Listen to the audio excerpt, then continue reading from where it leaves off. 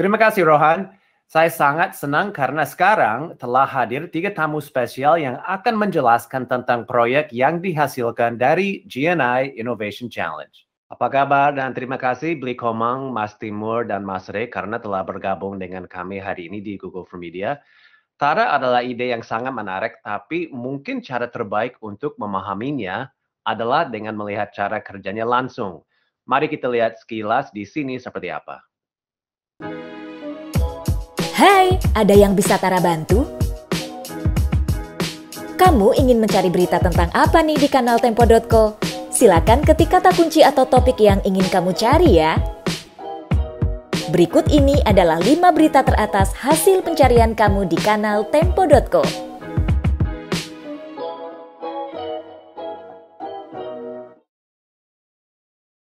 Wah, ini menarik sekali, Bli Komang. Bisa ceritakan bagaimana ide itu muncul dan mengapa penting bagi Tempo untuk bereksperimen dengan chatbot ini? Ya, terima kasih Mas Jason. Awalnya memang Google News Initiative Innovation Challenge ya. Jadi kita memang waktu itu sedang berpikir apa sih what next for digital news. Dan kita terpikir karena trennya kan personalisasi. Jadi ke depan para pembaca akan memilih berita-berita yang memang specifically menjawab kebutuhan informasi mereka. Kita memang ngelihat juga di Amerika, di Eropa ada tren serupa. Mungkin Mas Jason pas tahu juga Quartz kan waktu itu lagi trending banget. News as chat itu juga lagi booming. Banyak orang terutama memakai chat application. Dan di sisi lain, membaca Tempo ini kan kebanyakan umur 25-35 ke atas.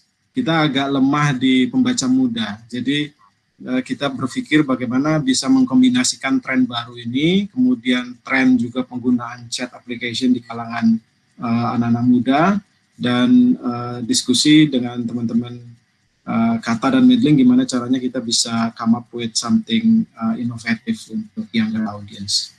Dan kalau nggak salah, Komang, ini hanya di Line kan?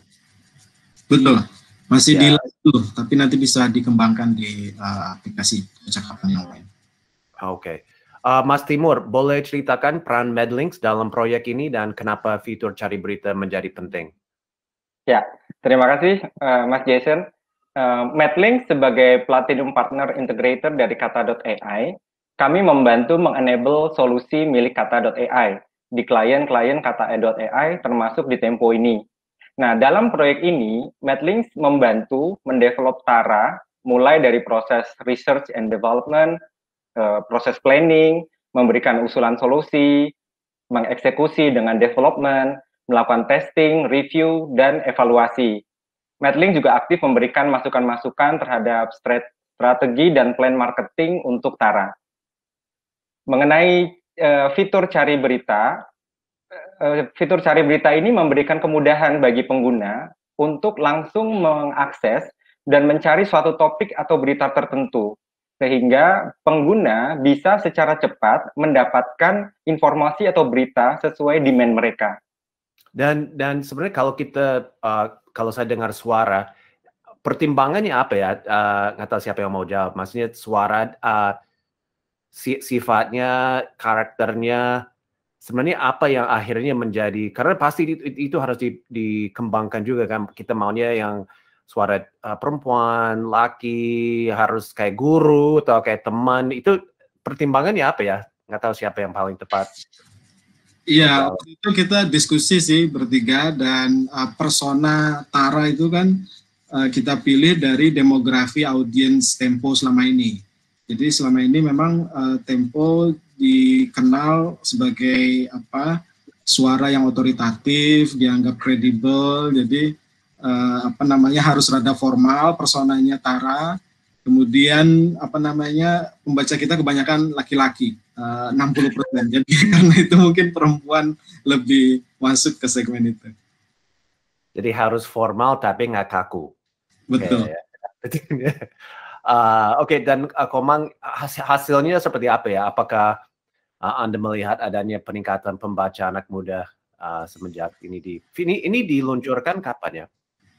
Kita meluncurkan ada beberapa fase. Jadi fase satunya itu pertengahan 2020, kemudian fase 2 akhir 2020, yang terakhir ini memang yang fitur yang paling lengkap itu baru Maret kemarin 2021. Kalau fitur-fitur apa lagi selain yang tadi yang video pertama yang kita lihat itu menunjukkan apa? Pertama tentu memudahkan orang untuk mengakses konten-konten premium. Kemudian ada fitur berikutnya ditambahkan cari berita, dan yang paling terakhir itu text summarization dari engine-nya Kata, dan lapor. Jadi ini interaksi antara user dan redaksi bisa menggunakan Tara. Oke, mari kita sebelum kita ke pertanyaan selanjutnya, mari simak fitur text summarization. Hai, ada yang bisa Tara bantu?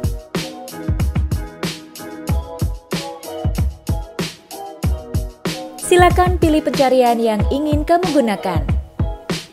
Silakan ketik tahun edisi majalah Tempo yang ingin kamu cari. Contoh, 2020. Kemudian silakan ketik bulan dari edisi majalah Tempo yang ingin kamu cari. Contoh, Januari. Berikut adalah majalah Tempo edisi Januari 2020. Silakan pilih artikel yang ingin kamu baca. Kamu bisa lihat berita lebih lengkap dengan klik selengkapnya.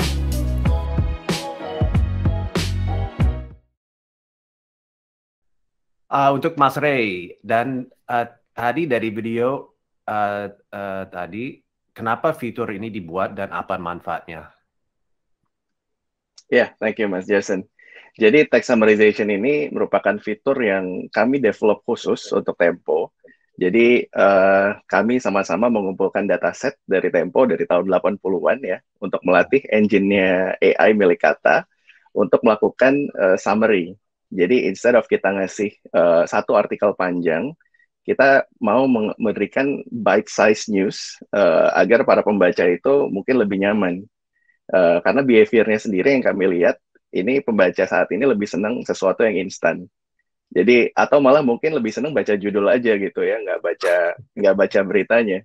Oleh karena itu, ini ide yang sangat bagus sekali dari Tempo, makanya kami juga sangat support, karena text summarization ini diharapkan dapat meningkatkan minat baca, terutama dari anak muda.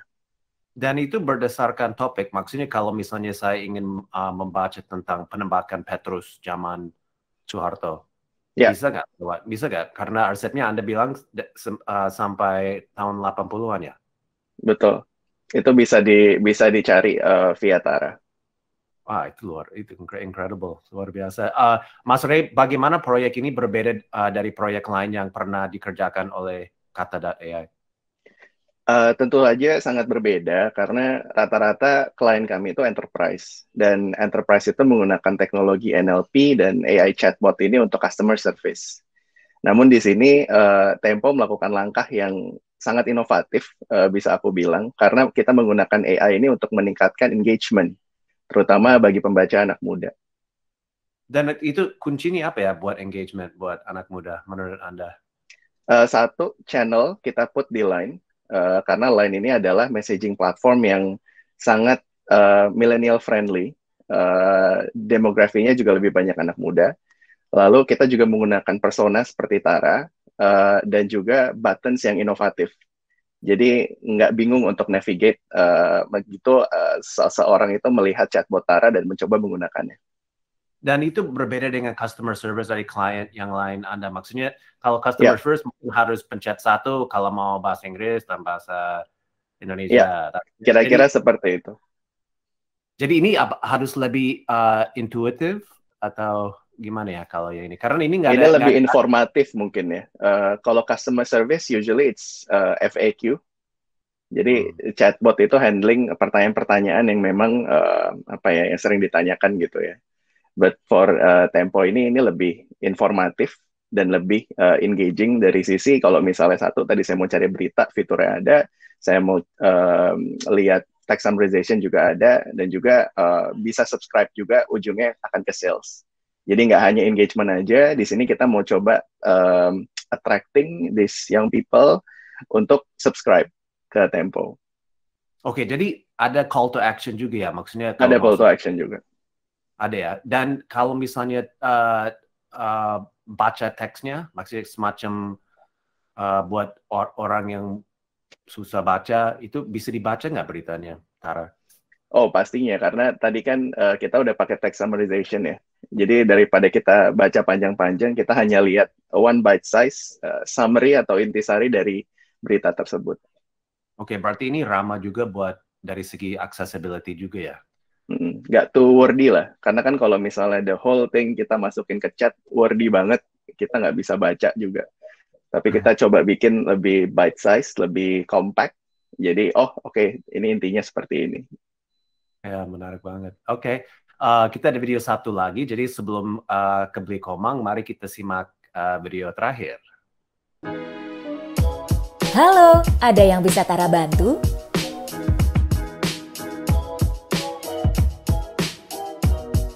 Silakan masukkan nomor handphone kamu agar bisa Tara hubungi nanti ya. Silakan ketik tanggal kejadian dalam format DD, MM, YYYY. Silakan ketik waktu kejadian dalam format HHMM. Silakan ketik nama kota tempat kejadian. Silakan ketik detail informasi kejadian yang ingin dilaporkan.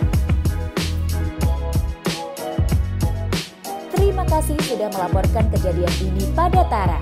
Nomor referensi laporan kamu adalah TMP. Kamu akan menerima status laporan yang sudah kamu kirimkan dalam waktu 1x24 jam.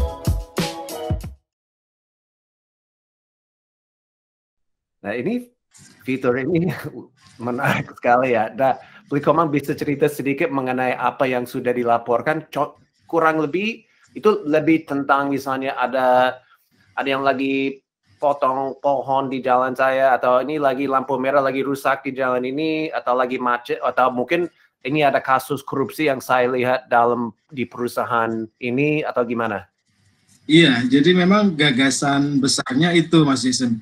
Bagaimana membuat pembaca itu menjadi bagian dari komunitas atau ekosistem produksi berita. Karena kan sekarang dengan sosial media sebetulnya publik itu juga menciptakan informasi. Nah, dengan mengundang mereka mengirim laporan, maka kita juga sebetulnya ada fungsi edukasi, informasi macam apa yang bisa dipublikasikan, ada fungsi verifikasi, ada interaksi antara redaksi dengan pembaca. Jadi harapannya kita makin lama juga mendidik user untuk care, sensitif pada laporan-laporan yang bisa berpengaruh pada kepentingan publik. Ya, harapannya memang itu. Awal-awal mungkin yang masuk mungkin baru suasana, jadi ada mobil parkir sembarangan atau ada kemacetan, jadi kita harus pilah-pilah. Kadang-kadang ada opini yang harus nanti kita salurkan ke Indonesiana, jadi kita punya platform lain untuk tulisan-tulisan opini. Jadi kita udah siapin beberapa skenario dengan teman-teman Medlink. Kalau laporannya kayak gini, apa jawabannya? Kalau laporannya kurang memenuhi syarat, bisa nggak kita bertanya lagi ke user dan seterusnya. Dan sudah ada berita yang lahir dari laporan ini yang tiba-tiba, oke, thank you Mas, ya kita akan tindak lanjuti ini. Belum banyak, karena kita memang baru launching Maret kan. Hanya setelah ini kita akan push campaign untuk bikin orang aware dulu ada fitur ini, karena memang baru banget di line. Kita harapkan sih animonya akan tinggi. Ya, nah, pasti akan menarik sih. Kita harus bicara misalnya 6 bulan kemudian tentang tips apa yang sudah didapatkan. Beli Komang bisa juga cerita mengenai bagaimana rasanya bekerja dengan Google News Initiative dan bagaimana hal itu mendorong Anda untuk menghasilkan inovasi ini. Ya, tanpa Google News Initiative ya kita mungkin nggak akan terdorong untuk bikin produk ini, dan bisa enabling us to collaborate juga dengan Kata dan Medlinks, dan kita butuh kompetisi-kompetisi seperti ini karena kadang-kadang di redaksi kan terjebak pada rutinitas. Kita create berita, bikin berita, kemudian sepertinya monoton gitu ya. Tapi dengan pancingan-pancingan macam ini kita dipaksa untuk berpikir what next, what is the future of news, apa yang akan terjadi kemudian. Berarti tetap bisa dikembangkan ya. Mungkin pertanyaan terakhir mengenai masa depannya, apalagi yang dipikirkan Tempo, dan mungkin Mas Timur dan Mas Ray juga kalau mau jawab tentang inovasi ini dan apa yang bisa dikembangkan untuk masa depannya. Mas Timur mungkin mau coba dulu jawab. Ya, salah satu challenge terbesar yang dihadapi rekan-rekan di media adalah beradaptasi dengan habit baru masyarakat dalam mengakses berita. Nah, saat ini masyarakat kan terutama generasi muda sudah nggak banyak gitu kan yang nonton baca berita panjang-panjang, monoton begitu kan. Mereka sukanya baca yang berbentuk digital dan juga on demand sesuai yang mereka minati.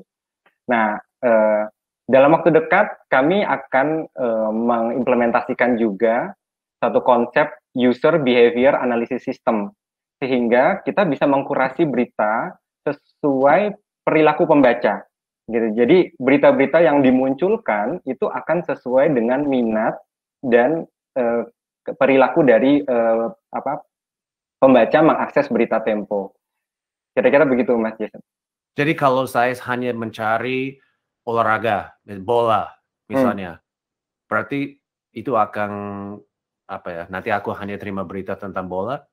Mayoritas, tapi bukan satu-satunya. Nanti engine-nya akan punya algoritma untuk akan merekomendasikan apa-apa lagi yang related dengan si topik tersebut. Jadi tidak satu-satunya, mayoritas iya. Oke, ya make sense sih. Kalau Mas Ray gimana masa depannya? Ada yang inovatif juga yang akan dikembangkan? Ya, aku pengen echoing dari Mas Timur juga, karena personalization ini bakal jadi satu fitur yang mungkin wajib ada ya di masa depan. Ini kita udah di era of the consumers, dan everyone want to be treated like like their behavior gitu. Jadi satu yang kita pengen banget support adalah setelah Tara ini udah launch, kita mulai men-track behavior dari user-usernya Tempo, dan dari sana kita akan coba personalize news apa aja, dan juga mungkin untuk membuka wawasan dari orang tersebut. Misalnya orang tersebut jarang baca news yang lain gitu ya, cuma kita akan coba selipkan untuk contoh sekali-sekali ada politiknya, atau sekali-sekali ada environment gitu, atau lifestyle gitu. Jadi tidak bosan juga. Ya, itu salah satu fitur yang saya suka dari Google News juga. Kita juga bisa melihat kalau kita klik yang tentang full coverage, full background, kita bisa dapat pendapat lain dari ideologi lain, ya kan? Kalau misalnya kita lebih suka yang kiri, bisa dapat yang kanan, dan juga biar nggak masuk dalam tunnel vision gitu. Itu mungkin penting juga kan, karena memang personalization-nya kalau dari segi music juga sangat penting kan. Saya selalu heran kalau tiba-tiba kok tahu aku belum pernah dengar lagu ini, tapi cocok juga, masuk juga. Jadi Beli Komang, ini last word buat Anda, maksudnya apa harapan Anda buat masa depan lewat ini? Selain mendidik, apalagi ya yang Tempo dari segi future of news ingin menunjukkan? Ya, jadi memang ini kolaborasi yang pas banget untuk Tempo, disupport oleh Google News Initiative. Kita punya kesempatan kerja bareng Kata.ai, kerja bareng Medlinks. Ini kan perusahaan-perusahaan teknologi yang sangat advance dan sangat inovatif, dan kita belajar banyak dari kerja bareng ini. Ke depan media memang tidak hanya urusan bikin berita, tapi juga urusan teknologi. Dan ini akan membuka banyak ruang-ruang untuk kita berinovasi lagi lebih banyak ke depan. Pasti. I look forward to seeing more. Baiklah, waktunya sudah habis. Terima kasih banyak Mas Ray, Beli Komang, Mas Timur. Terima kasih Mbak Tara juga atas partisipasi hari ini. And now I'd like to hand it over to my colleague Mike Katayama.